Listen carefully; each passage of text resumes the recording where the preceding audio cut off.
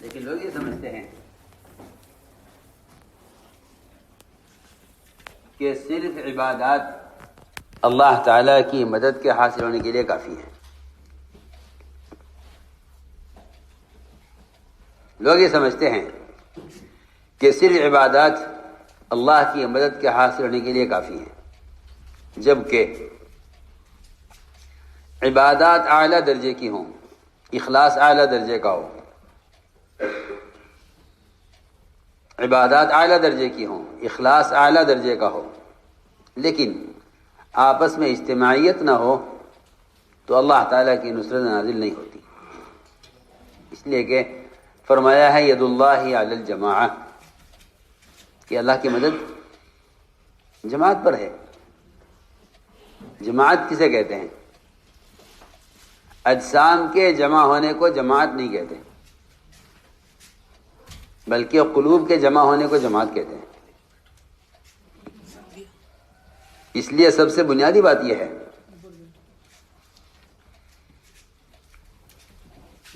کہ وہ اسباب اختیار کرو جس سے اجتماعیت پیدا ہو. اسباب اختیار کرو جس سے اجتماعیت پیدا ہو. فرماتے تھے مسلمان کے قول و فعل کی تعویل کیے بغیر آپس کا اجتماع ممکن نہیں ہے. مسلمان کے قول و فعل، اس کی جب تک تعویل نہیں کرو گے آپس کا اجتماع ممکن نہیں ہے. یہ بات سمجھنی چاہیے، میں عرض کروں گا.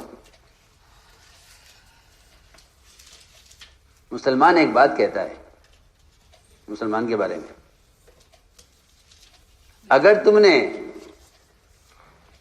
اس کی بات کی ایسی تعویل کی جس سے آپس میں افتراق پیدا ہو تو افتراق ہوگا، اور اگر مسلمان نے ایک بات کہی افتراق کی اور تم اس کی تعویل اچھی کرو تو اجتماع ہوگا. مسلمان کے قول و فعل کی اچھی تعویل کیے بغیر آپس کا اجتماع ممکن نہیں ہے. میں اس کی مثالیں پیش کروں گا.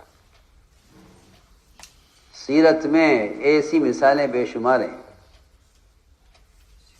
احادیث میں بھی اور صحابہ کے اقوال میں بھی، کہ مسلمان کے قول و فعل کی اچھی تعویل کرو. اگر مسلمان کے قول و فعل کی تعویل نہیں کرو گے تو آپس کی اجتماع نہیں ہوگا.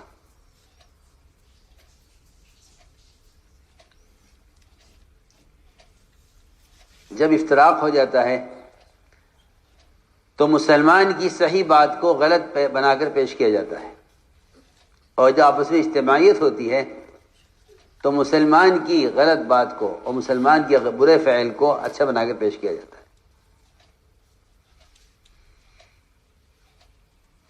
حضور اکرم صلی اللہ علیہ وسلم کی مجلس میں ایک صحابی نے آ کر آپ سے براہ راست عرض کیا کہ یا رسول اللہ میں نے زنا کر لیا ہے. آپ نے اس کے زنا کے فعل کی، اس کے اعتراف کرنے کے باوجود آپ نے اس کے گناہ زنا کے فعل کی تعویل کی، حالانکہ وہ خبر دے رہا ہے، خبر نہیں دے رہا ہے، اعتراف کر رہا. ایک ہوتا ہے مخبر، ایک ہوتا ہے معترف. معترف کی خبر زیادہ یقینی ہے، اعتراف کرنے والے کی بات زیادہ یقینی ہے. وہ خود اعتراف کر رہا ہے اپنے بارے میں. سنو، ہم تو مخبر کی خبر پر یقین کر لیتے ہیں، مخبر کی خبر پر یقین کر لیتے ہیں. ہاں بھئی یہ کہہ رہا ہے تو ایسا ہی ہوگا. کہیں کہ تمہارے پاس مومن کے بارے میں بہتر سے بہتر، بزرگ سے بزرگ، اچھے سے اچھا آدمی اگر تمہارے پاس آ کر مومن کے بارے میں کوئی سچی بات بھی کہتا ہے اس کے خلاف، تو تم اس کو فاسق سمجھ کر اس کی بات کا انکار کر دینا. اگر آپس کا اجتماع چاہتے ہو۔ حدیث میں آتا ہے کہ ایک شخص آتا ہے ایک اچھے بزرگ کی شکل میں اور بڑی نورانی اور بڑی وجاہت کی شکل لے کر آتا ہے اور آ کر کہتا ہے کہ فلاں مسلمان نے یوں کیا ہے۔ پھر مسلمان آپس میں اس بات کو دہراتے ہیں، ایک دوسرے کا تذکرہ کرتے ہیں، وہ بات پھیل جاتی ہے مسلمانوں کے درمیان کہ فلاں شخص نے یہ کیا ہے اور فلاں نے خبر دی ہے۔ لوگ پوچھتے ہیں تم سے یہ بات کس نے کہی ہے؟ وہ کہتا ہے کہ ہاں میں اس آدمی کو شکل سے اچھی طرح جانتا ہوں، سامنے آئے گا تو بتلا دوں گا۔ حدیث میں آتا ہے کہ وہ یقیناً شیطان تھا، اب وہ دوبارہ نظر نہیں آئے گا، تمہارے درمیان ایک بات چھوڑ گیا ہے۔ کچھ کہنا چاہتا ہوں، سب سے پہلا حکم یہ ہے کہ مومن کے بارے میں بدگمانی کرنے کی کوئی گنجائش نہیں ہے۔ مخبر کی خبر پر، اس کی خبر پر، مخبر کی خبر پر اگر مخبر اگر خبر دے فلاں نے یہ کیا ہے تو مومن کے لیے کوئی گنجائش نہیں ہے اس کی کہ وہ اس کی خبر کا یقین کرے یا اس پر کوئی قدم اٹھائے، ہرگز نہیں۔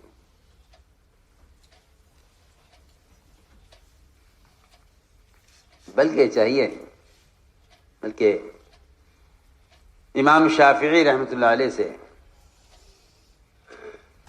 ایک صاحب نے آ کر اس شخص کے بارے میں شکایت کی اور یہ کہا کہ فلاں شخص ہے جو آپ کے بارے میں یوں کہتا ہے، یوں کہتا ہے، یوں کہتا ہے، یوں کہتا ہے۔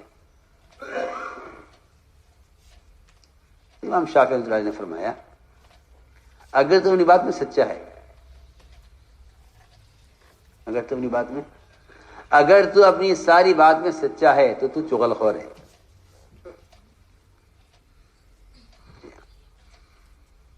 اور اگر تو اپنی بات میں جھوٹا ہے تو فاسق ہے۔ یعنی دونوں دروازے بند کر دیے کہ تم سچ بول رہے ہو تب بھی تمہاری بات نہیں سن سکتے ہم، اگر تم جھوٹ بول رہے ہو تب بھی تمہاری بات نہیں سن سکتے۔ ایسا اچھا جواب دیا، فرمایا کہ اگر تم سچ بول رہے ہو ایک مومن کے بارے میں، حالانکہ وہ اس مومن کے بارے میں وہ بات کہہ رہا ہے جو خود امام شافعی کے متعلق ہے، فرمایا اگر تم سچ بول رہے ہو تو تم فاسق ہو، تو تم چغل خور ہو، اور اگر تم جھوٹ بول رہے ہو تو تم فاسق ہو۔ حضور اکرم صلی اللہ علیہ وسلم نے فرمایا اپنے صحابہ سے کہ تم میں سے کوئی شخص کسی کی کوئی بات میرے پاس ہرگز لے کر نہ آئے، اس لیے کہ میں چاہتا ہوں کہ میں تمہارے سامنے نکلوں تو میرا سینہ تم سب کی طرف سے صاف ہونا چاہیے، میرا سینہ سب کی طرف سے صاف ہونا چاہیے۔ لا يبلغني احد من احد شيئا، لا يبلغني احد من اصحابي عن احد شيئا اني احب ان اخرج اليكم وانا سليم الصدر، کہ میرے پاس کوئی ایسی خبر نہ پہنچے تم میں سے کسی کے بارے میں، کیونکہ میں چاہتا ہوں کہ میں تمہارے سامنے نکلوں میرے سینے سب کی طرف سے صاف ہو، کیونکہ لوگ خبروں پر یقین کر کے بدگمان ہو جاتے ہیں۔ ہم نے تو ایسا سنا ہے، میں مثال عرض کرتا ہوں۔ عبداللہ ابن مبارک جو حدیث کے امام ہیں، امام المحدثین کہلاتے ہیں عبداللہ ابن مبارک، امام اوزاعی کے پاس آئے،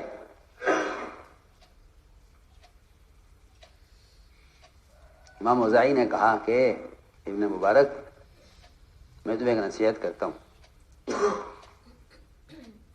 کہ ہمارے علاقے میں ایک بڑا بدعتی آیا ہوا ہے،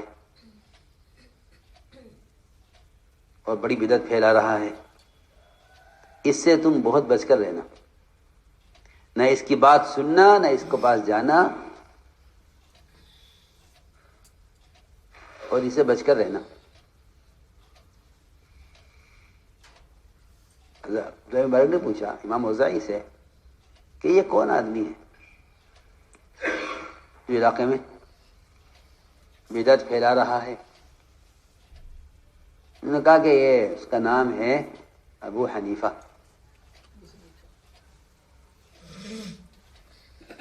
اس کا نام ہے، نہ اس کے پاس جانا، جی ہاں، نہ اس کی بات سننا، اور یہ بڑا بدعتی ہے۔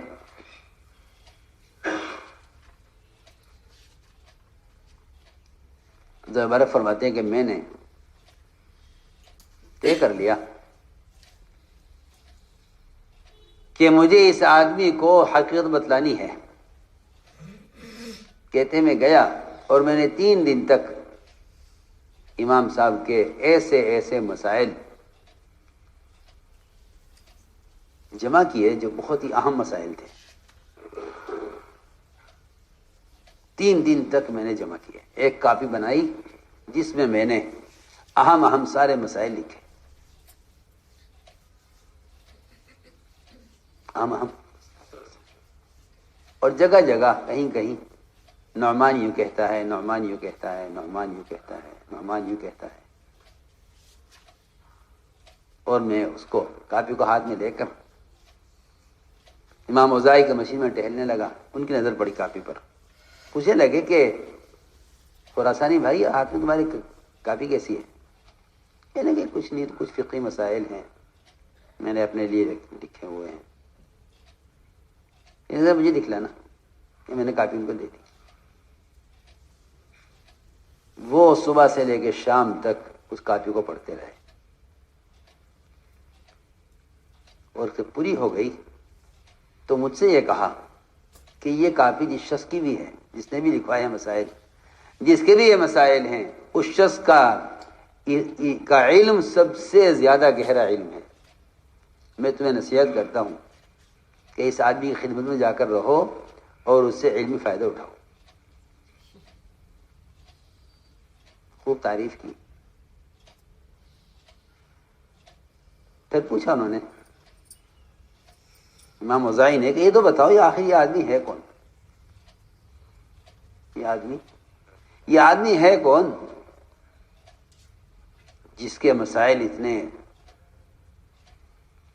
دقیق، اور اس کے استنباط اور مسائل کا نکالنا احادیث اور قرآن سے اتنی باریکی سے، آخر یہ ہے کون؟ یہ تو عبداللہ مبارک نے فرمایا کہ یہ وہی شخص ہے جس کے بارے میں آپ نے مجھ سے کہا تھا کہ بدعتی کے پاس مت جانا اور اس سے بچ کر رہنا۔ تو میں نے عرض کیا کہ بعض مرتبہ لوگ سنی ہوئی بات پر ایسا یقین کر لیتے ہیں، جی ہاں، یہ وہ حقیقت سے بہت دور ہوتے ہیں۔ اس لیے میں نے عرض کی ایک بات کہ مسلمان کے بارے میں اگر کوئی آدمی خبر دے کہ ایسے شخص کی خبر کا کبھی یقین نہیں کرنا چاہیے۔ حضور اکرم صلی اللہ علیہ وسلم کے یہاں زنا کا اعتراف کرنے والا خود حاضر خدمت ہوا اور عرض کیا یہ ایسے میں نے زنا کر لیا ہے۔ حضور اکرم صلی اللہ علیہ وسلم نے اس کے زنا کے اعتراف پر اس کے زنا کی تعویل یہ کی کہ نہیں تم کیا جانو زنا کیا ہوتا ہے؟ میں نے کہا جی میں نے زنا کیا ہے۔ فرمایا تم نے عورت کو ہاتھ لگایا ہوگا، تم اس کو زنا کہہ رہے ہوں گے۔ میں نے کہا جی میں نے زنا کیا ہے کہ تم نے عورت کو بوسہ لیا ہوگا، اس کو تم زنا کہہ رہے ہوگے۔ جی میں نے زنا کیا ہے کہ تم نے عورت کو اشارہ کیا ہوگا آنکھ سے، اس کو تم زنا سمجھ رہے ہوگے کہ نہیں جی میں جانتا ہوں میں نے زنا کیا ہے، میں نے زنا کیا ہے۔ آپ نے ہر ممکن کوشش کی کہ کسی طرح یہ زنا سے انکار کر کے واپس چلا جائے، لیکن ایمان تقاضا کر رہا ہے کہ حد قائم ہو۔ زنا کرنے والے کا ایمان تقاضا کر رہا ہے کہ حد قائم ہو، اور حد قائم کرنے والا تقاضا کر رہا ہے کہ ایک مومن پر حد کیوں قائم کی جائے اور ایک مومن کو زانی ثابت کیوں کیا جائے، ایک مومن کو زانی کیوں ثابت کیا جائے، ایک مسلمان کو زانی کیوں کہا جائے۔ نبی کی تو کوشش یہ ہے کہ ایک مسلمان کو زانی کیوں کہا جائے، اور زنا کرنے والی کوشش یہ ہے کہ اس کا ایمان تقاضا کر رہا ہے کہ نہیں، جہنم سے پہلے دنیا میں پاک ہو جاؤ، جہنم سے پہلے دنیا میں پاک ہو جاؤ، تو اس کو تقاضا کر رہا ہے۔ حضرت علی کے یہاں چور پکڑ کر لایا گیا، کیا ہوا کہ جی اونٹ چرایا ہے۔ علی رضی اللہ تعالیٰ عنہ نے اس چور سے بات کی اور تعویل کی اس کی چوری کی، اور اتنی عمدہ تعویل کی، حضرت علی نے فرمایا کہ اونٹ سارے ایک سی شکل کے ہوتے ہیں، اونٹ سب ایک شکل کے ہوتے ہیں، تم نے اپنا سمجھ کر کھولا ہوگا، وہ کسی دوسرے کا نکلا، اس نے تمہیں چور کہہ دیا۔ یہ حضرت علی رضی اللہ تعویل کی، مومن کے فعل کی تعویل۔ حضرت علی نے کوشش کی کہ چوری ثابت نہ ہو۔ اس زمانے کے مسلمان، بلکہ اچھے پڑھے لکھے مسلمان کے گناہ کو ثابت کرنے کی کوشش کرتے ہیں کہ اس کا گناہ ثابت ہو، اور وہاں نبی سے لے کر صحابہ تک ہر ایک کوشش یہ ہوتی تھی کہ مسلمان کا گناہ ثابت نہ ہو، گناہ ثابت نہ ہو۔ اگر وہ اعتراف کر رہا ہے تب بھی اس بات کی کوشش کی جاتی تھی کہ نہیں، اس کا گناہ ثابت نہ ہو، یہ انکار کرتے۔ حضرت رضی اللہ تعالیٰ نے تعویل کی، اور تعویل یہ کی کہ اونٹ سب ایک شکل کے ہوتے ہیں، تم اپنا سمجھے ہوگے، یہ دوسرے کا نکلا، لوگوں نے تمہیں چور کہہ دیا۔ چور نے کہا نہیں جی، میں نے تو دوسرے کا سمجھ کر کھولا ہے، حالانکہ چور کو بچنے کا موقع دیا جا رہا ہے، لیکن وہ اس کوشش میں ہے کہ میں اگر یہاں آج بچ گیا تو کل آخرت میں کیا ہوگا۔ چنانچہ رضی اللہ تعالیٰ عنہ نے جلاد کو بلایا ہاتھ کاٹنے کے لیے، تیل گرم کرایا خون روکنے کے لیے، ساری تیاری ہو گئی۔ حضرت رضی اللہ تعالیٰ عنہ مجلس سے اٹھ کر چلے گئے یہ کہہ کر کہ میرے آنے تک کچھ نہ کیا جائے، پھر چلے گئے۔ تھوڑی دیر کے بعد واپس آئے، آ کر پوچھا چور سے، بھئی کیا بات ہے، کیسے آنا ہوا؟ گویا اب تک کوئی بات ہو ہی نہیں۔ اس سے پوچھا کیا تم نے چوری کی ہے؟ اس نے کہا نہیں، میں نے کوئی چوری نہیں کی، میں نے تو چوری نہیں کی۔ رضی اللہ عنہ کو چھوڑ دیا، بھائی جاؤ چھٹی تمہاری۔ ادھر تیل گرم کیا ہوا ہے، ادھر جلاد منتظر ہے، حضرت علی حکم دے تو اس کا ہاتھ کاٹا جاوے، اس نے مجھے کوئی چوری نہیں کی، فرمایا جاؤ چھٹی تمہاری، تو چلا گیا۔ علی رضی اللہ تعالی سے لوگوں نے کہا مومنین، اس نے تو اعتراف کر لیا تھا۔ فرمایا ہاں، میں نے اس کے اعتراف پر اس کو پکڑا تھا، اس کے انکار پر اس کو چھوڑ دیا۔ مومن انکار کر رہا ہے نا، مومن انکار کر رہا۔ ایک مومن اگر اپنے گناہ کا انکار کر رہا ہے تو آپ کیوں مزید ہیں کہ نہیں آپ نے گناہ کیا ہے؟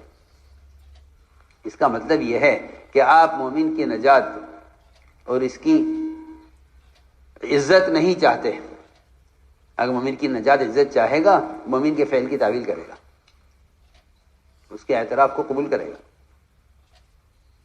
اس نے اعتراف کیا کہ میں نے چوری، اس نے انکار کیا میں نے چوری نہیں کی، چھوڑ دیا اس کو۔ تو میں عرض کر رہا تھا کہ یہ ہے کہ جب تک مومن کی قول و فعل کی تعویل نہ کی جائے اس وقت تک آپس کا اجتماع ممکن نہیں ہے۔ یہ پہلی شرط ہے، یہ پہلی شرط ہے آپس کی اجتماعیت کے لیے کہ مومن کے قول و فعل کی تعویل کی جائے کہ نہیں، مومن ایسا نہیں کر سکتا۔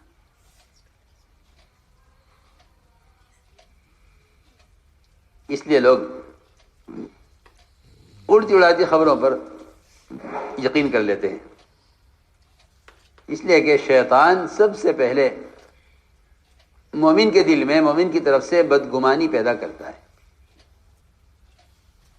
اس لیے حدیث میں حکم دیا ہے کہ مومن کے بارے میں ہمیشہ اچھا گمان کرو، مومن کے بارے میں ہمیشہ اچھا گمان کرو، کیسا بھی ہو، کہ مومن کے بارے میں ہمیشہ اچھا گمان کرو، مومن کے بارے میں ہمیشہ اچھا گمان کرو۔ کیوں؟ اس لیے کہ مومن کے بارے میں اچھا گمان کرنا شیطان کا مقابلہ کرنا ہے۔ اصل بات یہ ہے کہ اگر تم نے شیطان کا مقابلہ نہ کیا، اگر تم شیطان کا مقابلہ نہ کیا تو شیطان تمہارے درمیان عداوتیں، تمہارے درمیان نفرتیں پیدا کرے گا، تمہارے دلوں میں بدگمانی پیدا کر کے۔ اس لیے فرمایا کہ جب تمہارے دل میں یا تمہارے کان میں شیطان کوئی ایسی بات ڈالے کسی مومن کے بارے میں، تو تمہیں چاہیے کہ اس کے بارے میں اچھا گمان کرو کہ مومن ایسا نہیں کر سکتا۔ ایک روایت میں ہے کہ حضور اکرم صلی اللہ علیہ وسلم نے ایک صحابی کو بھیجا بنو مستلق سے زکوٰۃ وصول کرنے کے لیے۔ عجیب قصہ ہے۔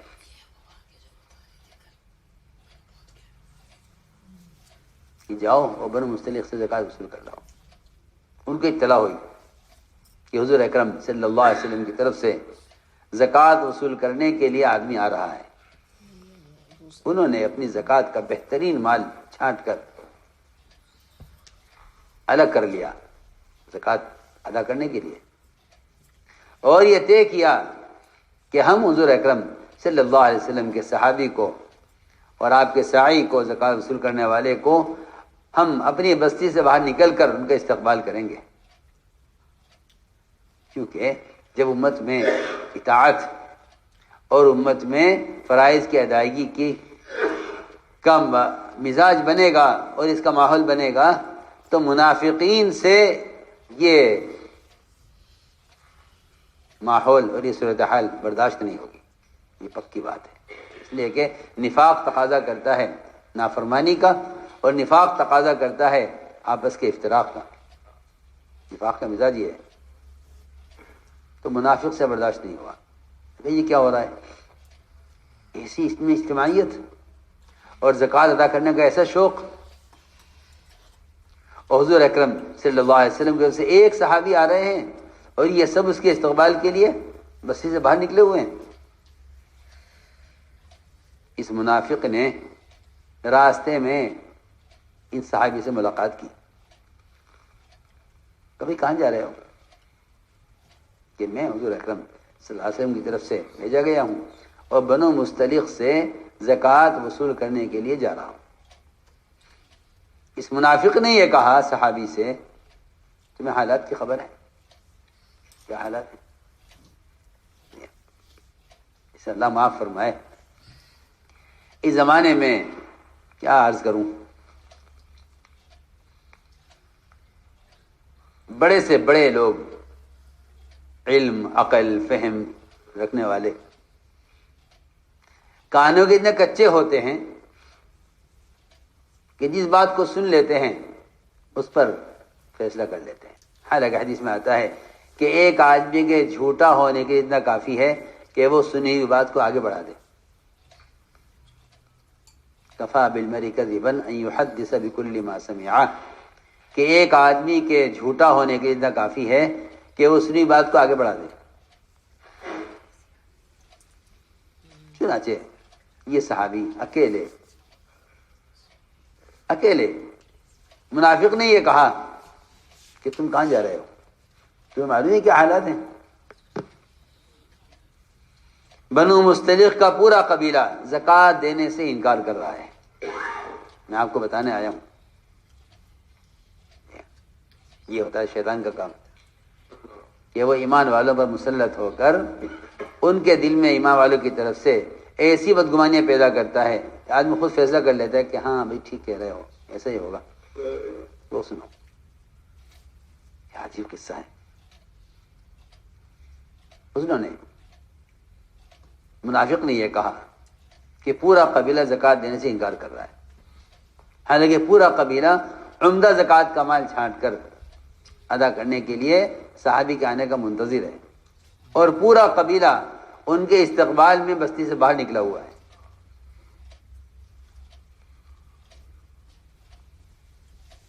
چنانچہ منافق نے یہ کہا کہ وہ پورا قبیلہ باہر نکلا ہوا ہے بستی سے آپ کو قتل کرنے کے لیے. وہ آ رہے استقبال میں اور اکرام میں کہ ہم باہر نکل کر استقبال کریں گے اور پھر اپنے قبیلے میں ان کو لے کر جائیں گے اور ان کو زکوٰۃ کمانے کے حوالے کریں گے.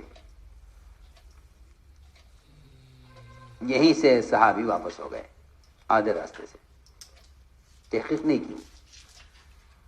جا کر عرض کیا رسول اللہ میں جا رہا تھا، راستے میں بات معلوم ہوئی کہ پورا قبیلہ میرے قتل کے لیے بستی سے باہر نکلا ہوا ہے، پورا قبیلہ زکوٰۃ دینے سے انکار کر رہا ہے. آپ نے فرمایا کہ مشورہ کرو کیا کرنا ہے. مشورہ ہوا آپ کی مجلس میں اور فیصلہ یہ ہوا کہ رات کا انتظار کیا جائے اور رات کو اچانک حملہ کر کے اس پورے قبیلے کو قتل کر دیا جائے. بڑا قدم، پورے قبیلے کو قتل کر.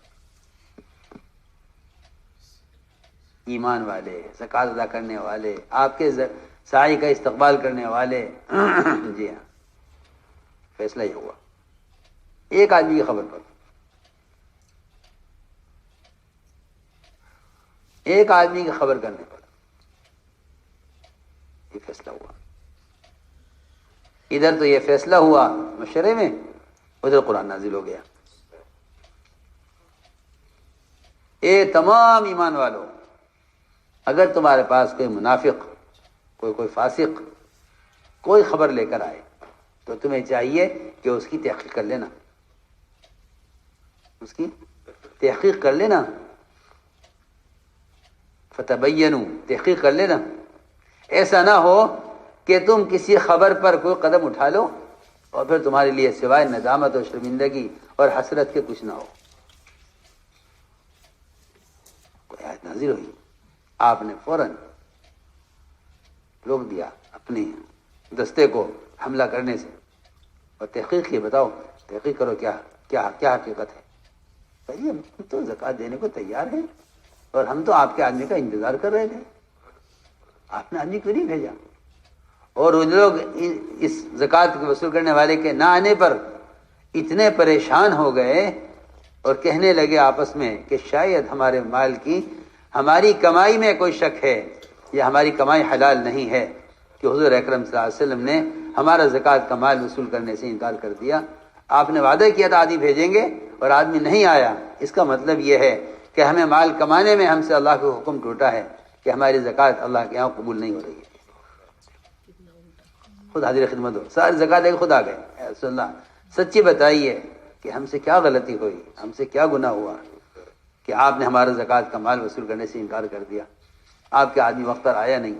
آپ نے فرمایا کہ نہیں، بات یہ ہوئی تھی کہ کسی منافق نے درمیان میں ایک شوشہ چھوڑ دیا. اللہ اکبر. میں تو سمجھتا ہوں کہ اگر واقعی کسی میں کوئی ذرہ برابر عقل ہے اور کسی میں ذرہ برابر خیر کی کوئی کسی سے امید ہے تو ایسے واقعات ایسے لوگوں کے کی سمجھ کے لیے بہت کافی ہے. یہ میں نے آپ سے عرض کیا. اے ایمان والو، مومن کے بارے میں بدگمانی سے بچو.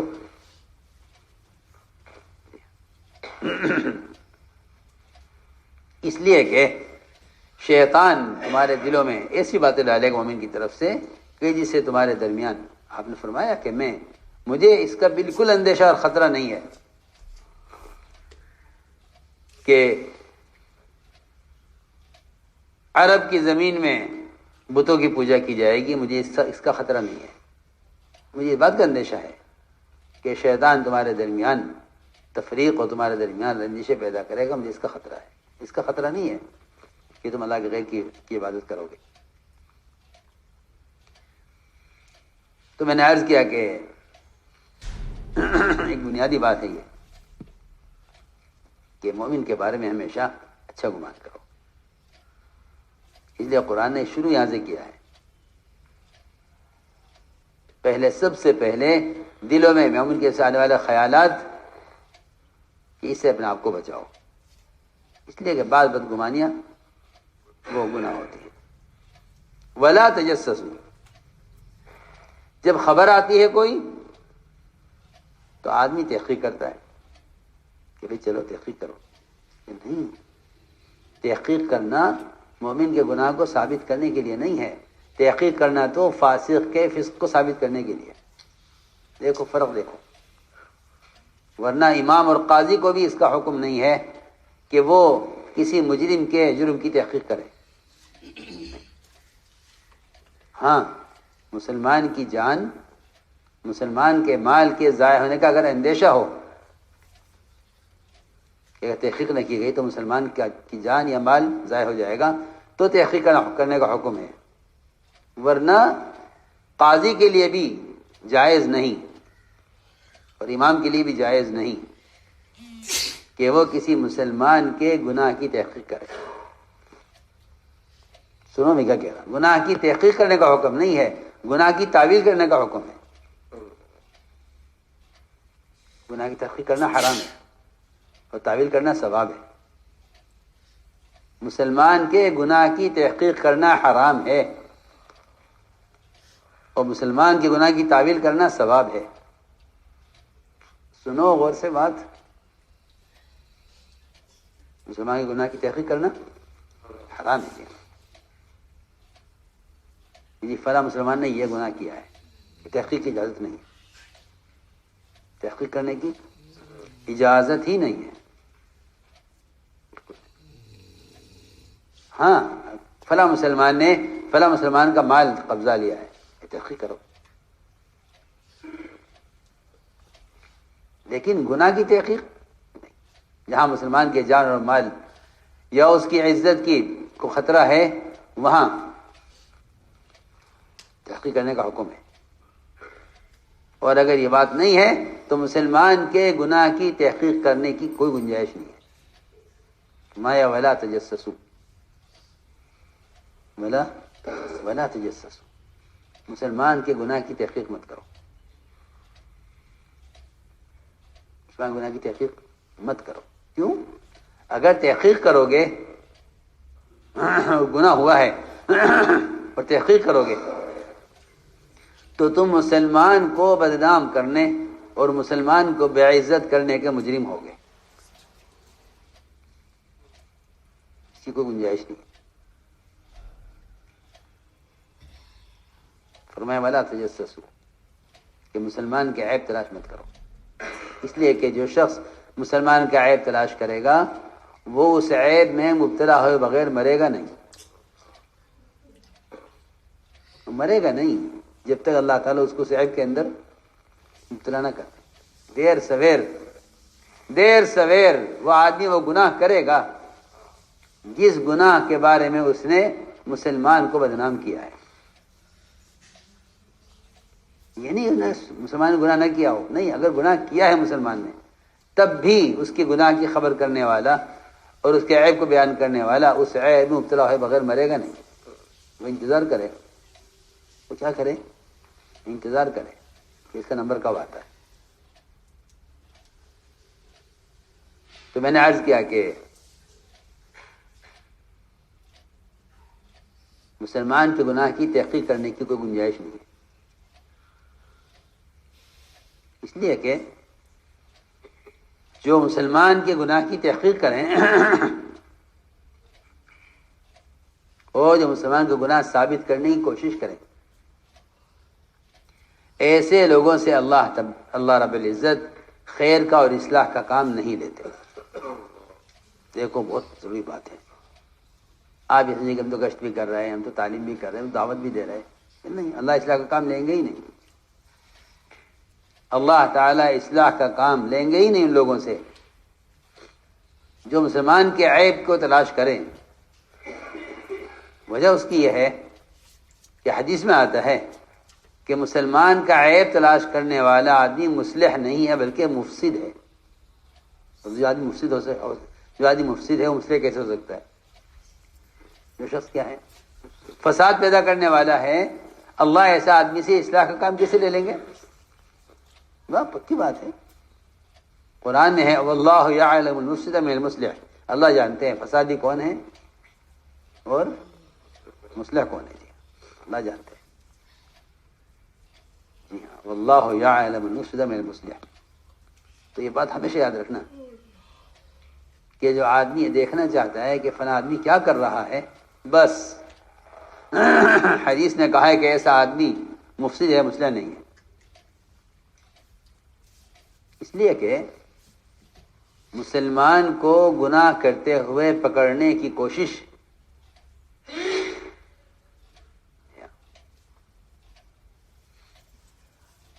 کہ مسلمان گناہ کرتے ہوئے پکڑا جائے، کیونکہ یہ فسادی مزاج جن کا ہوتا ہے نا، وہ اس کوشش میں ہوتے ہیں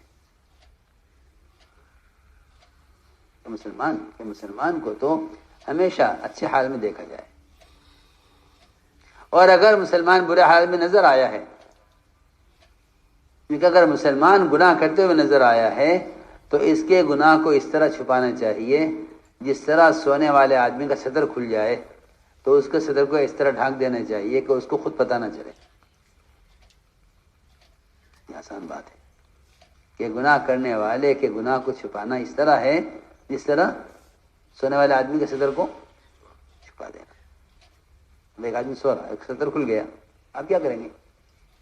بلا کے دکھائیں گے لوگوں کو کہ دیکھو یہ سو رہا ہے، صدر کھلا ہوا ہے۔ اس کی بھی اجازت نہیں ہے کہ آپ سونے والے کو جگائیں کہ بھائی صاحب اٹھ جائیے، آپ کی لنگی جی ہاں کھلی ہوئی ہے، نہیں، آپ اس طرح اس کے صدر کو ڈھانکیے کہ سونے والے کو پتہ نہ چلے کہ آپ نے دیکھ لیا ہے۔ عبد الرحمن بن عوف رضی اللہ تعالیٰ عنہ نے حضرت عمر کو یہی مشورہ دیا تھا، جو میں کہہ رہا ہوں یہی مشورہ دیا تھا عبد الرحمن بن عوف رضی اللہ تعالیٰ عنہ، عمر رضی اللہ تعالیٰ عنہ، عمر رضی اللہ تعالیٰ عنہ انہوں نے رات کو گشت کرتے ہوئے ایک گھر کی طرف دیکھا، دروازہ کھلا ہوا تھا، دروازہ کھلا ہوا تھا اور اس کی بیوی اس کو پیالے میں کچھ انڈیل کر پلا رہی تھی۔ تو میں نے دیکھ کر کہا کہ دیکھ عبد الرحمن، یہ پیالے میں کیا پی رہا ہے، یہ پیالے میں کیا پی رہا ہے؟ تو عبد الرحمن عوف نے کہا مومنین، میرا تو خیال یہ ہے کہ آپ سے وہ کام ہو گیا ہے جس سے اللہ نے روکا ہے۔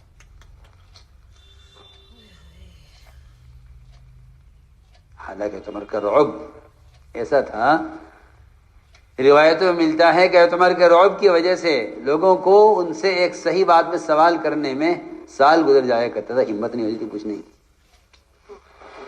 نہ رعب، ایک سال عمر کے رعب کی وجہ سے ہمت نہیں ہوتی تھی پوچھنے کی۔ جی ہاں،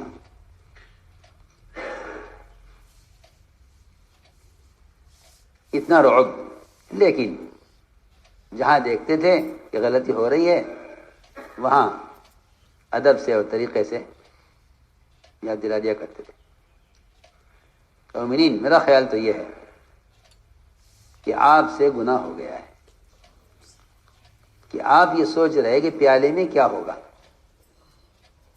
عمر نے فرمایا کہ اے عبد الرحمن، یہ بتاؤ یہ میرا گناہ کیسے معاف ہوگا؟ وہ کیا پی رہا کیا نہیں پی رہا وہ تو چھوڑو، تم یہ بتاؤ میرا یہ گناہ کیسے معاف ہوگا؟ کہا کہ مومنین ایک رات کر، آرام سے بیٹھ جاؤ، کھول لو، کوئی حرج نہیں، یہاں کوئی ادب کی ضرورت نہیں، ادھر پھیلا لو پھر، معذوری ہے تمہیں، کوئی حرج نہیں۔ کا مسئلہ اس کا نہیں ہے کہ وہ کیا پی رہا تھا، اسے تو بھول گئے، اسے تو بھول گئے۔ فرمایا اے عبدالرحمن یہ بتا یہ میرا گناہ معاف کیسے ہوگا؟ اس لیے کہ مخلصین جو ہوتے ہیں نا وہ اپنی ذات کو متہم کرتے ہیں اور اپنے گناہوں کی فکر میں پریشان رہتے ہیں۔ یہ ہیں وہ لوگ جن سے اللہ تعالیٰ دوسری اصلاح کام لے لیتے ہیں۔ تعمرین آپ کے گناہ، اس گناہ کی معافی کی ایک ہی شکل ہے بس، کہ آپ یہاں سے ایسے نکل جائیے خاموشی سے کہ اس کو یہ پتہ نہ چلے کہ آپ نے اس کو دیکھا ہے۔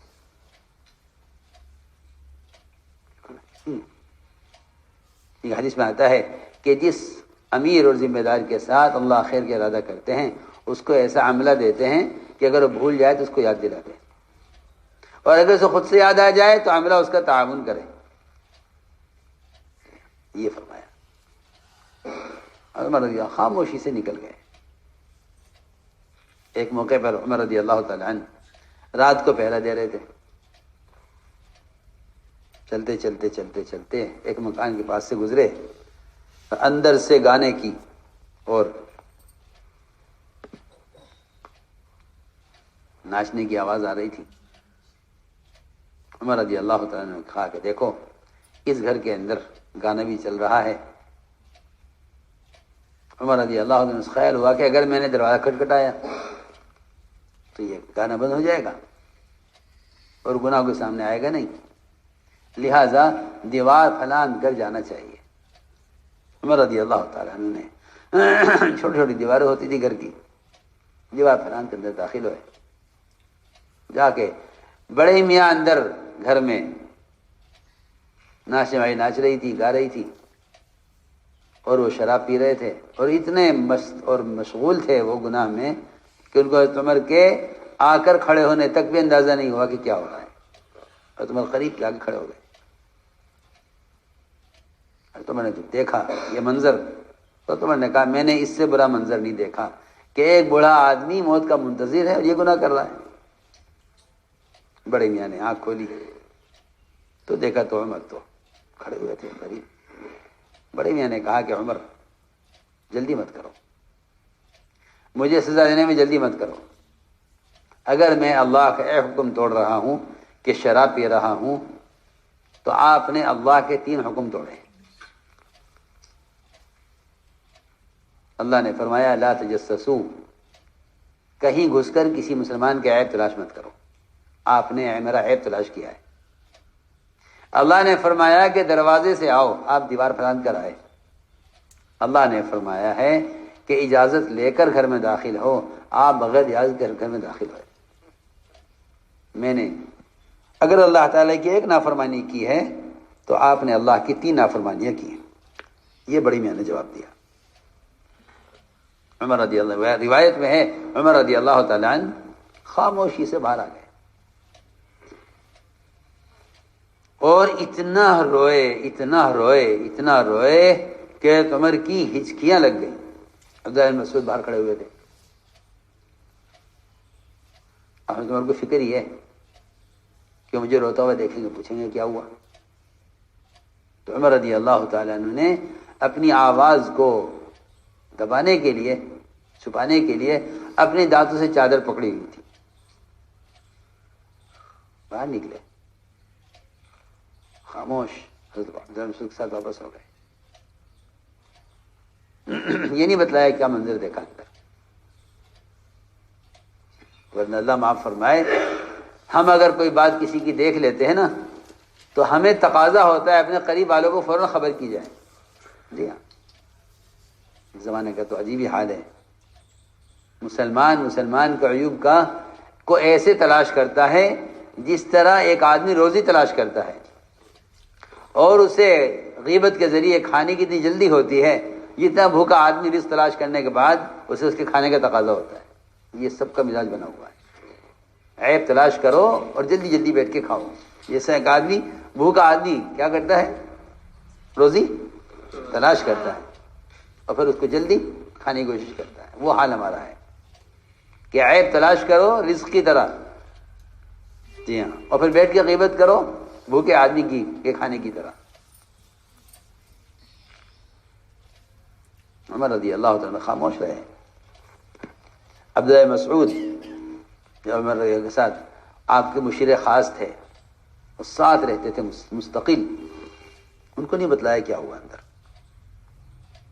اس لیے کہ جو آدمی عیب کو دیکھ کر چھپا لے گا، مومن کے عیب کو دیکھ کر چھپا لے گا، اللہ ایسے لوگوں سے اصلاح کا کام لیں گے، اور جو مسلمان کے عیب کو کسی کے سامنے بیان کرے گا، اللہ ایسے لوگوں سے اصلاح کا کام نہیں لیں گے۔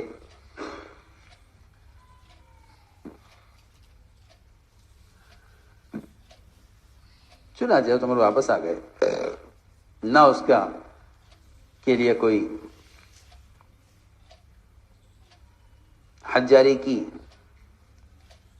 اور نہ کسی کو بتلایا، حالانکہ مومنین ہیں، اختیار ہے پورا پورا۔ بڑی میاں کو خیال آیا کہ جب بھی جاؤں گا سب کے سامنے بات کھلے گی، اور حضرت عمر سب کے سامنے بیان کریں گے میرا اس رات کا گناہ، لہٰذا ان کے مجلس میں جانا چھوڑ دو۔ عرصہ گزر گیا، بڑی میاں نے آنا چھوڑ دیا۔ جب بہت عرصہ ہو گیا تو خیال آیا بڑے میاں کو کہ اب تو بات پرانی ہو گئی ہے، حضرت عمر بھول گئے ہوں گے، چلو چلتے ہیں مجلس میں، لیکن کہیں چھپ کر بیٹھیں گے پیچھے۔ روایت میں ہے کہ وہ آئے اور آخر میں، مجلس کے آخر میں چھپ کر بیٹھ گئے۔ حضرت عمر نے دیکھ لیا، فرمایا بڑی میاں کو میرے پاس لاؤ۔ وہ کہنے لگے آج تو اس پوری مجلس میں حضرت عمر اس رات کی بات سب کے سامنے کھولیں گے اور سزا دیں گے۔ میرے پاس لاؤ بڑے میاں کو۔ کہا گیا چلو جی آپ کو بلایا ہے مومنین نے۔ بڑے میاں بڑی مشکل سے اٹھے، اٹھ کے عمر کے پاس آئے۔ حضرت عمر نے فرمایا بڑے میاں قریب آ جاؤ، قریب آ جاؤ۔ بہت قریب کیا۔ روایت میں ہے بڑے میاں کے کان کو لقمہ بنا لیا حضرت عمر نے، اور کان میں یہ کہا بڑے میاں سے، میں نے اس رات کی بات کسی سے نہیں کہی، اس رات کی بات میں نے کسی سے نہیں کہی۔ میرے ساتھ ابن مسعود تھے، ان کو بھی نہیں میں نے بتلایا کہ میں نے اندر گھر میں کیا دیکھا ہے۔ بڑی میاں نے کہا عمر کان قریب کرو۔ اس بڑی میاں نے کہا عمر کان میں کہ میں نے اس رات سے آج تک شراب نہیں پی، اسی دن توبہ کر لی تھی جس دن آپ دیکھ کر گئے تھے، میں نے اس کے بعد سے کبھی شراب نہیں پی۔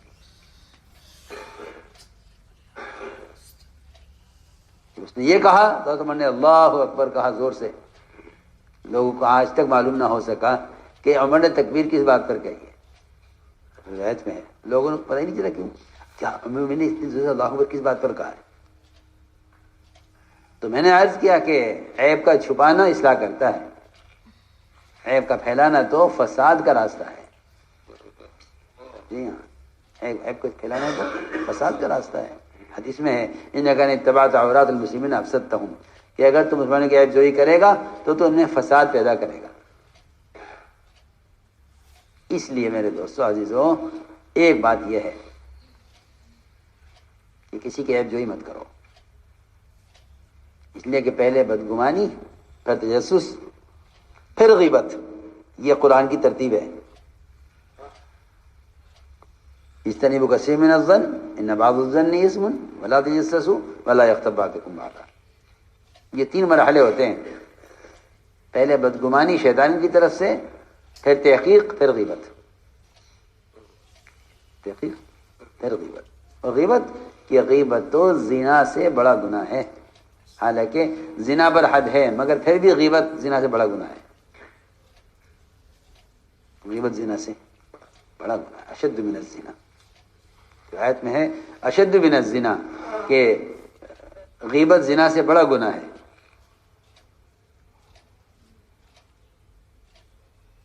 اس لیے میں نے عرض کیا کہ مسلمان کے قول و فعل کی تعویل کے بغیر آپس کا اجتماع ممکن نہیں ہے۔ اس لیے فرمایا کہ مسلمان کی خوبیاں بیان کرو، خرابیاں نہیں۔ مسلمان کی خوبیاں ہی بیان کرو، بس خرابیاں نہیں۔ لیکن جن چیزوں کے تذکرے ہوں گے وہ چیزیں عام ہوں گی۔ تمہیں فرمایا کرتے تھے کہ اگر تم غلط کو ختم کرنا چاہتے ہو اور باطل کو مارنا چاہتے ہو تو اس کا ذکر چھوڑ دو. فرمایا کہ خوبیاں تلاش کرو اور خوبیاں بیان کرو. خوبیاں تلاش کرو، خوبیاں بیان کرو. دیکھو میرے دوستو عزیزو، یہ دعوت کا میدان یہ تو ایک پھولوں کا اور درختوں کا چمن ہے. اس میں داخل ہونے والی دو قسم کے لوگ ہیں. اس چمن میں داخل ہونے والی دو ہیں جو چمن میں داخل ہوتے ہیں. ایک چمن میں داخل ہونا خنزیر بن کر. کیا بن کر؟ خنزیر بن کر. سیدھی بات ہے. وہ تلاش کرے گا گندگی کہاں ہے، پخانہ کہاں ہے، نجاست کہاں ہے. ہاں اس کو مطلب نہیں اس سے کون سا پھول، کون سا پھل اور کس درخت سے مجھے کیا لینا ہے، اسے کوئی مطلب نہیں ہے. اس سے خنزیر ہے. وہ اگر داخل ہو گئے چمن میں تو گندگی تلاش کرے گا. اور آپ کو معلوم ہے، آپ جانتے ہیں کہ کسی درخت کی جڑ ایسی نہیں ملے گی جس میں اس کے مالک نے کھاد نہ ڈالی ہوئی ہو. ہوتا ہے؟ بتاؤ. کھاد کے بغیر. اور کھاد کہ جتنی گندی سے گندی ہوگی اتنی اچھی ہوگی کھاد. درختوں کے لیے جس طرح کھاد کا ہونا لازم ہے اور ضروری ہے، اس طرح کوئی مسلمان عیب سے پاک نہیں ہے. کوئی مسلمان صرف اللہ کی ذات ہے جو عیب سے پاک ہے، یا انبیاء معصوم ہیں. بس جی ہاں.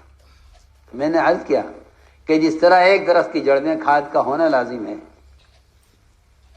اس طرح کوئی مسلمان عیب سے پاک نہیں ہے. لیکن میں سوال کرتا ہوں کہ اگر اسی چمن میں بجائے خنزیر بن کر داخل ہونے کے کوئی شہد کی مکھی بن کر داخل ہو،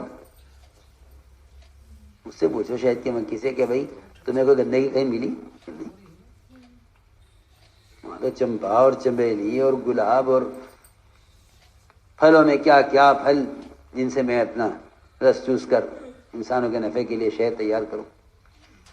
جو کہیں کہ جو خیر کا متلاشی ہوتا ہے نا، اللہ تعالی اس کو خیر کی باتیں الہام فرماتے ہیں. اگر ایک مکھی شہد بنانا چاہتی ہے انسانوں کے نفع اور شفا کے لیے تو اللہ تعالیٰ مکھی کو وحی کرتے ہیں.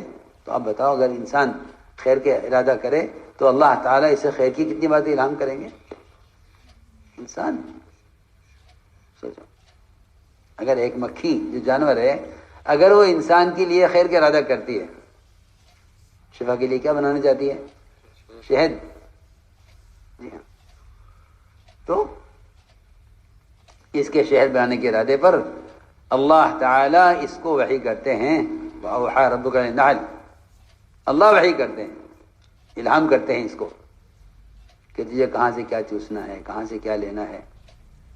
اور پھر یہ اپنے رب کی طرف تواضع کے ساتھ چلتی ہے اور جا کر پہاڑوں میں اور غاروں میں اور درختوں کی ٹہنیوں پر چھپا چھپا کر کہیں نہ کہیں شہد کا چھتا قائم کرتی ہے. اور ایک بات یہ بھی ہے جو اچھی طرح سمجھنی چاہیے کہ اس راستے میں اور اس میدان میں امانت داری کے ساتھ کام کرو. کیسے؟ امانت داری کے ساتھ کام کرو. کیونکہ آپ جانتے ہیں کہ شہد کے چھتے کے نیچے بہت سی مکھیاں مری پڑی ہوتی ہیں. کیوں؟ اس لیے کہ اس شہد کے چھتے میں داخلے کا ایک راستہ ہوتا ہے جہاں ایک مکھی وہ تعینات ہوتی ہے اس پر کہ اگر کوئی مکھی غلط چیز چوس کر لائے گی تو اس کو اندر داخل نہیں ہونے دیا جائے گا، بلکہ اس کو قتل کر کے مار کے گرا دیا جائے گا کہ تم غلط چیز لائی ہو اور ہم یہاں انسانوں کی شفا کے لیے دوا تیار کر رہے ہیں اور تم غلط چیز لے کر آئی ہو. جو مکھی غلط چیز چوس کر آتی ہے اس کے لائی ہوئی چیز کی جانچ ہوتی ہے اگر وہ چیز قابل قبول نہیں ہے تو پھر ایسی مکھی کو قتل کر دیا جاتا ہے. ہاں سوچو تو صحیح. جی ہاں، ہم تو اناب شناب جو چاہیں بیان کر دیں، جو چاہیں دیکھ لیں، جو چاہیں بات کر لیں، جہاں سے جو چیز ملے اسے لے آویں. صحیح غلط کی کوئی تمیز نہ ہو کہ کیا کرنا، کیا نہیں کرنا، کیا لینا، کیا نہیں لینا، کچھ پتہ نہیں. اور وہاں اگر مکھی غلط چیز چوس کر آئی ہے تو اس کو اس چھتے میں داخلہ ہی نہیں ملتا. کیوں بھائی؟ سنا آپ نے؟ اس میں اس کو داخلہ ہی نہیں ملتا. پہلے ہی اسے مار کر ختم کر دیا جاتا ہے اس کو. تو میں نے عرض کیا کہ اس عمل میں داخل ہونے والوں کی دو قسمیں ہیں. جو عیب تلاش کرنے کے لیے داخل ہوتے ہیں ان کی مثال سور خنزیر کی طرح ہے. جی ہاں. اور جو خیر کے متلاشی ہوتے ہیں ان کی مثال شہد کی مکھی کی طرح ہے. وہ انسانوں کی بھلائی اور انسانوں کی صحت اور انسانوں کی شفا چاہتے ہیں. پھر اللہ تعالیٰ ان کو وحی کرتے ہیں ایسے لوگوں کو کہ تمہیں کہاں کہاں سے رس چوسنا ہے، کون کون سے درخت سے، کون کون سے پھل سے، کون کون سے پھولوں سے. وہ لا کر شہد تیار کرتے ہیں اور اس میں اللہ نے فرما دیا ہے شفاء للناس. تو میں نے عرض کی ہے ایک بات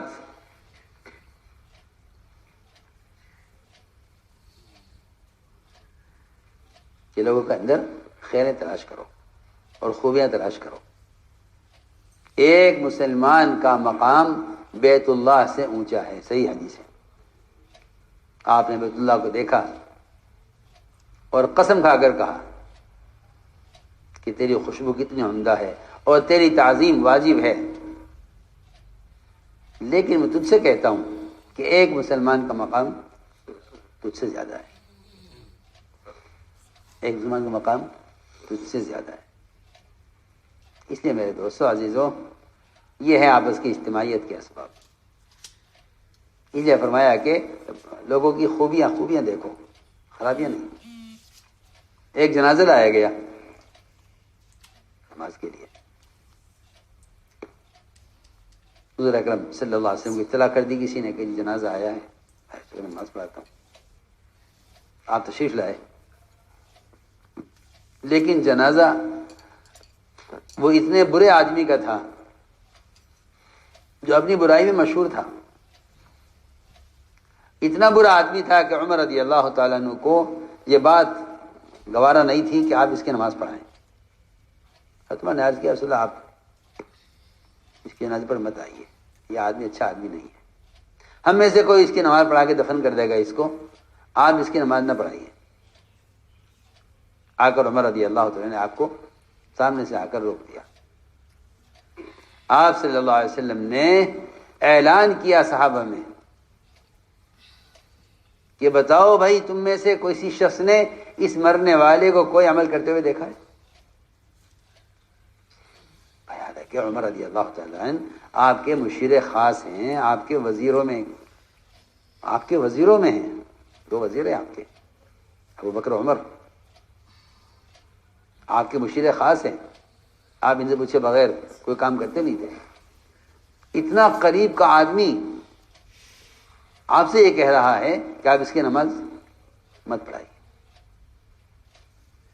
جی اس کی نماز مت پڑھائیے. قریب والے کرتے ہیں، یہ دیکھیے یہ یوں ہے، یہ اس طرح ہے، آپ یہ نہ کیجیے، یہ کیجیے. آپ نے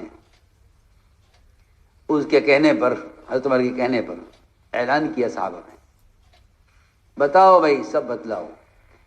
حالانکہ جس کے بارے میں مشہور ہے کہ آدمی برا آدمی ہے، اس کے بارے میں اعلان ہو رہا ہے اس کی ایک نیکی تلاش کرنے کے لیے. کوئی ایک نیکی، کوئی ایک خیر. کیوں؟ کیا اس اعلان کا کیا مقصد تھا؟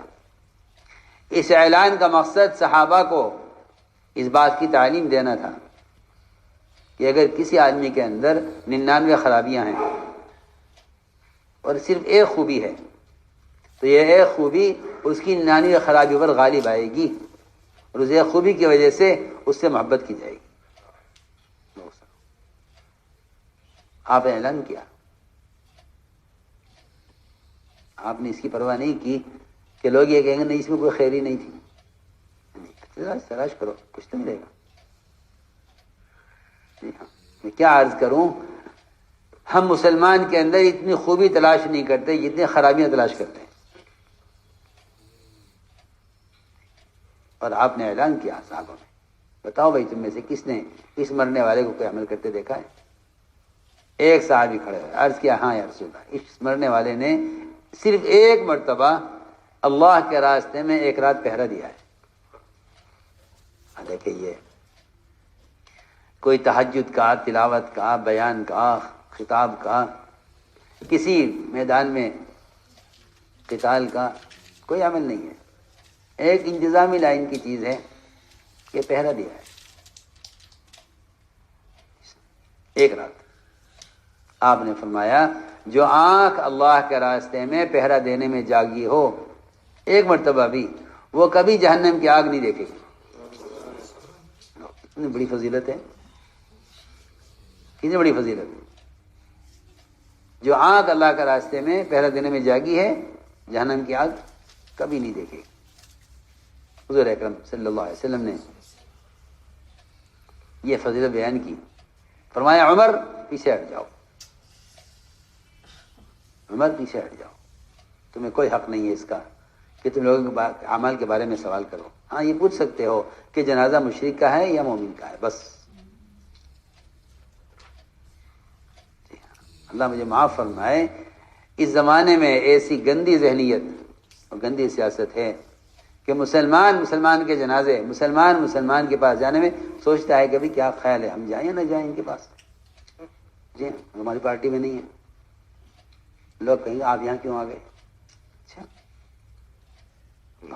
اگر ایک ایسا بدکار آدمی جو اپنی برائیوں میں مشہور ہو، حضور اکرم صلی اللہ علیہ وسلم خود جنازہ پڑھا رہے ہیں تمہارے کو پیچھے ہٹا کر، تو بتاؤ، سوچو. نعوذ باللہ، کیا اس زمانے میں کوئی مسلمان آپ سے افضل ہو سکتا ہے؟ اگر سارے کے سارے مسلمان بھی ابوبکر صدیق جیسے ہو جائیں تو ایک ادنا نبی کے قریب نہیں پہنچ سکتے. سیدھی بات ہے. اور آپ ایسے آدمی کی نماز پڑھا رہے ہیں کہ جس کی نماز پڑھانا حضرت عمر کو پسند نہیں ہے. اس لیے میرے دوستو عزیزو، بات ساری یہ تھی کہ آپس کی اجتماعیت ممکن نہیں جب تک مومن کے بارے میں گمان ٹھیک نہیں ہوگا اور مومن کے قول و فعل کی اچھی تعویل نہیں کی جائے گی تو آپس کا اجتماع نہیں ہوگا. فرماتے تھے جہاں افتراق ہوگا وہاں غیبتیں چلیں گی، جہاں افتراق ہوگا وہاں غیبتیں چلیں گی، جہاں افتراق ہوگا وہاں غیبتیں چلیں گی. اس نے فرمایا کہ اپنے آپ کو متہم کرو، اپنے آپ کو تو متہم کرو اور دوسروں کی خوبیاں بیان کرو. اپنے آپ کو متہم کرو، دوسروں کی خوبیاں بیان کرو، اپنی خرابیاں سوچو، اپنی خرابیاں سوچو. ورنہ تو حدیث میں آتا ہے کہ دوسروں کی آنکھ کا تو اس کو بال بھی نظر آ جاتا ہے اور اپنی آنکھ کا شہتیر بھی محسوس نہیں ہوتا. جبکہ آپ جانتے ہیں کہ اگر پلک ٹوٹ کر صرف ایک بال کا ٹوٹ کر آنکھ میں چلا جائے تو پہلوان سے پہلوان آدمی جی ہاں پریشان ہو جاتا ہے. کیوں بھائی؟ آنکھ پانی بہاوے گی، آنکھ میں تکلیف ہوگی، آنکھ سرخ ہو جائے گی. جب تک یہ آنکھ کا بال نکل نہیں جائے گا نا، جی ہاں پہلوان سے پہلوان آدمی بھی رگڑتا ہی رہے گا آنکھ کو. حدیث میں فرمایا، عجیب بات فرمایا حدیث میں، جی ہاں کہ جو لوگ عیوب دیکھتے ہیں نا ان کو اپنی آنکھ کا تو کیا شہتیر جانتے ہو کسے کہتے ہیں؟ گارڈر جو رکھا تھا نا، گارڈر درمیان میں ٹکڑیوں کو رکھنے کے لیے گارڈر رکھتے ہیں بیچ میں، سب سے بڑی بلی، سب سے بڑا گارڈر جس پر ٹیارن رکھ کر چھت ڈالی جاتی ہے، اسے کہتے ہیں شہتیر. کسی کی آنکھ میں گھس جائے محسوس ہوگا نہیں. یہ فرمایا حدیث میں. کہ اپنا عیب تو آدمی کو نظر نہیں آتا، دوسرے کی آنکھ کا بل نظر آتا ہے۔ اس لیے فرمایا دیکھو یہ کام ایسا کام ہے کہ اس میں اپنی خرابیاں دیکھو اور دوسروں کی خوبیاں دیکھو، اپنی خرابیاں دیکھو اور دوسروں کی خوبیاں دیکھو، اور اجتماع ہو جائے گا، اس آپس میں اجتماع ہو جائے گا۔ اپنی خرابیاں دیکھتے چلے جاؤ، دوسروں کی خوبیاں دیکھتے چلے جاؤ، اور جہاں خرابی نظر آئے کہ اس سے ایسے رخ پھیر لو جسے آپ جانتے ہی نہیں ہیں۔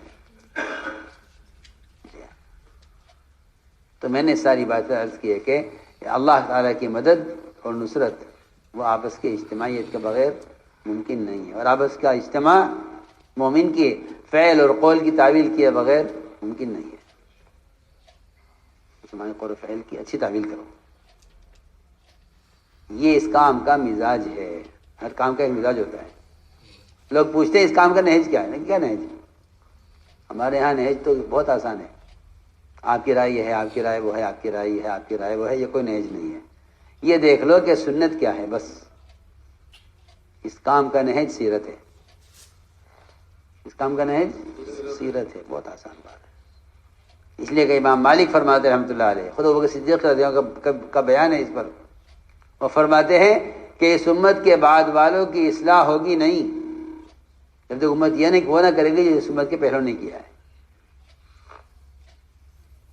امت کے پہلوں نے کیا ہے، اسی میں امت کی اصلاح ہے۔ جس امت کے پہلوں نے کیا ہے، امت وہ نہیں کرے گی، امت کی اصلاح نہیں ہوگی۔ امت کی اصلاح ان طریقوں میں ہے جو طریقے پہلوں کے طریقے ہیں۔ اس لیے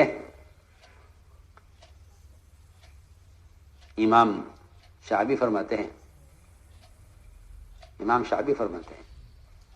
کہ جو چیز تمہیں صحابہ سے ملے اس کو تو اختیار کر لینا فوراً، اور جو صحابہ کے بعد والوں سے ملے اس کو نفرت کے ساتھ چھوڑ دینا۔ فلاں یہ کہہ رہا، فلاں یہ کہہ رہا، فلاں یہ کہنے دو۔ اس لیے کہ علم صرف صحابہ کا علم ہے، بعد والوں کا علم نہیں ہے۔ بعد والوں کا علم، امام مالک فرماتے ہیں علم صرف وہ ہے جو صحابہ سے منقول ہے، جو صحابہ سے منقول نہیں ہے وہ علم نہیں ہے، وہ تو آپ کی رائے ہے، غلط بھی ہو سکتی ہے۔ علم صرف وہ ہے جو صحابہ سے منقول ہے۔ جی ہاں، میں صاف عرض کرتا ہوں، امت کی اجتماعی جس میں ہے، جی ہاں، کہ صحابہ کو مقتدی بنا لو بس۔ امت کس میں اجتماعیت ہے؟ بعد والوں کی بات رائے ہے، علم نہیں ہے۔ علم تو صرف صحابہ کا علم ہے۔ جو چیز صحابہ کے علاوہ سے ملے اس کو نفرت کے ساتھ چھوڑ دو، اور جو چیز صحابہ سے ثابت ہے اس کو اہتمام کے ساتھ پکڑ لو۔ اصحابی کا نجوم، میرے صحابہ ستاروں کی طرح ہیں، اقتدا کرو گے ہدایت پا جاؤ گے۔ اس لیے دوستو عزیزو، ساری بات یہ تھی کہ اپنا مزاج یہ بناؤ، اپنا مزاج یہ بناؤ۔ جی ہاں، کانوں کے پکے رہو، کانوں کے پکے، جی ہاں، کانوں کے پکے رہو۔ منافقین تنگ آ گئے تھے اس بات سے کہ ہم انہیں لا کر خبریں سناتے ہیں محمد صلی اللہ علیہ وسلم کو، اور یہ سنی کی انسنی کر دیتے ہیں۔ ہاں، یہ سنی کی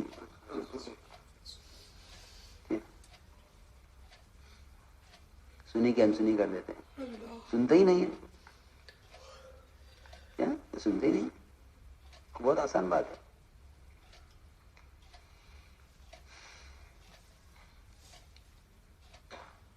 ایک صاحب نے آ کر خبر دی کہ جی فلاں نے یوں کیا ہے، آپ نے سنا؟ ہم نے کہا نہیں، ہم نے تو نہیں سنا۔ کہنے لگا آپ کو فرصت ہی نہیں ہے۔ تو ہم نے کہا کہ آپ کو کیوں فرصت ہے؟ آپ مشغول رہتے ہیں۔ ہاں، ایسا نے کہا کہ فلاں صاحب نے یوں کہا ہے، میں نے کہا ہم نے تو نہیں سنا۔ کہنے لگا آپ کو تو فرصت ہی نہیں ہے۔ میں نے کہا آپ کو کیوں فرصت ہے؟ آپ کے کسی غلط کام میں آپ کا وقت لگا ہے، اس کا مطلب یہ ہے کہ آپ کام میں مشغول نہیں ہیں، کام میں آپ مشغول نہیں ہیں۔ جی یہ آسان بات ہے۔ آدمی اتنا مشغول ہو کہ اس کو ہمت ہی نہ ہو کسی کی کہ ان سے کم بات کی جائے. اس لیے میرے دوستوں عزیزوں، یہ ہے اس کام کا مزاج. اس طرح چلیں گے تو پھر تربیت بھی ہوگی اور ترقی بھی ہوگی، اجتماعیت بھی ہوگی اور اللہ کی نصرت بھی ہوگی. کریں گے تو ان شاء اللہ.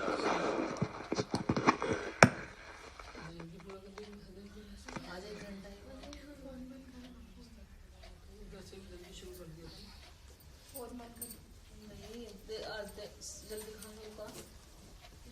کھانے کا